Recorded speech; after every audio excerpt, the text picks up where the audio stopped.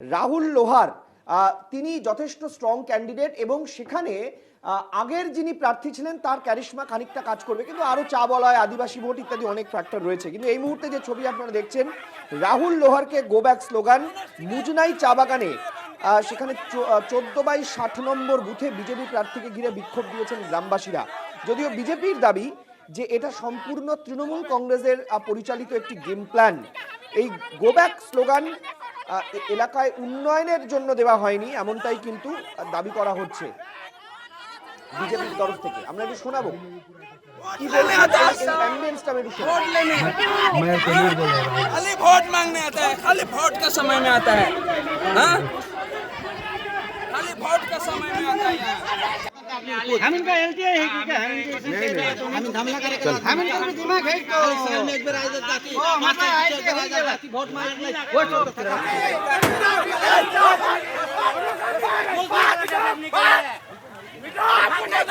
क्या करके देखा जाए बीजेपी यहाँ क्या किया, क्या बनाया यहाँ बीजेपी कुछ नहीं किया है।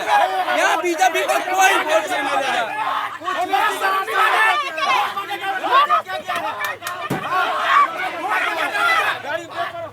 यूनिवर्सिटी का इतना साल से एमबीए बन के क्या किया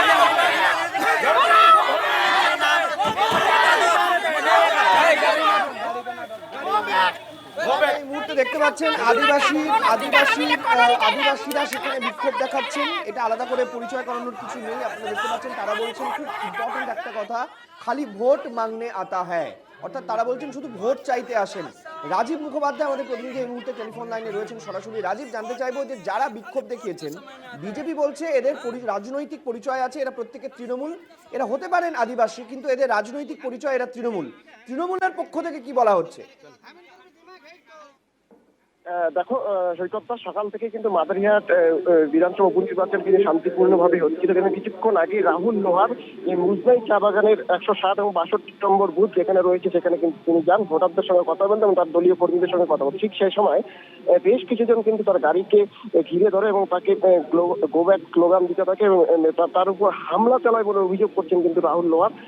তবে বিজেপির তরফে যেটা দাবি করা হচ্ছে, প্রত্যেকে যারা রাহুল লোহারকে ঘিরে বিক্ষোভ দেখায় এবং তাকে গো ব্যাক স্লোগান দেয়, তারা প্রত্যেকেই তৃণমূলের জন্য তৃণমূল কর্মী সমর্থকরাই তার উপর হামলা চালায় বলে অভিযোগ। তবে এখনো পর্যন্ত কিন্তু তৃণমূলের তরফে এই বিষয়ে কিন্তু কোনো রকম প্রতিক্রিয়া পাওয়া যায়নি।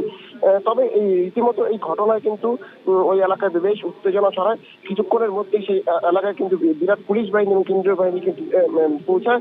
বর্তমানে কিছুটা হলেও এলাকা এখন শান্তি রয়েছে। তবে সকাল থেকে পরিস্থিতি স্বাভাবিক থাকলেও হঠাৎ করে এইভাবে উত্তপ্ত হয়ে যাওয়া কিন্তু রীতিমতো নির্বাচন কমিশন যারা দায়িত্বে রয়েছেন ভোট সুষ্ঠুভাবে পরিচালনার ক্ষেত্রে পুলিশ প্রশাসন থেকে শুরু করে সকলে কিন্তু যথেষ্ট চাপের মধ্যে পড়তে হয়েছে।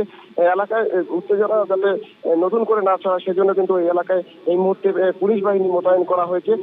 তবে তোমাকে একটি বিষয় বলে রাখতে চাইবো যে মাদারিহাট উপনির্বাচন এইবার কিন্তু তৃণমূলেরও পাখির চোখ, কারণ তৃণমূল এই বাদবাকি যে 5টি আসন রয়েছে সেখানে কিন্তু তৃণমূলের প্রার্থীরা এর আগে জয়যুক্ত হয়েছিল, কিন্তু এই মাদারিহাট একটি মাত্র আসন যেখানে কিন্তু বিজেপি প্রার্থী মনোজ টিক্কা জয়ী হয়েছিল এর আগে। তিনি এই মুহূর্তে আলিপুরদুয়ারের এমপি রয়েছেন, আর সেই আসনটিকে কিন্তু এবার তৃণমূলের টার্গেট এবং যার জন্যই কিন্তু এই বিজেপি প্রার্থীর উপর হামলা চালানো হচ্ছে, এমনই বিজেপির তরফে কিন্তু অভিযোগ করা হচ্ছে। সৈকতটা, ধন্যবাদ আপাতত আমাদের সঙ্গে থাকার জন্য। কথা বলছিলাম রাজীবের সঙ্গে, আমাদের প্রতিনিধি রাজীব বন্দ্যোপাধ্যায় সরাসরি মাদারিহাট থেকে।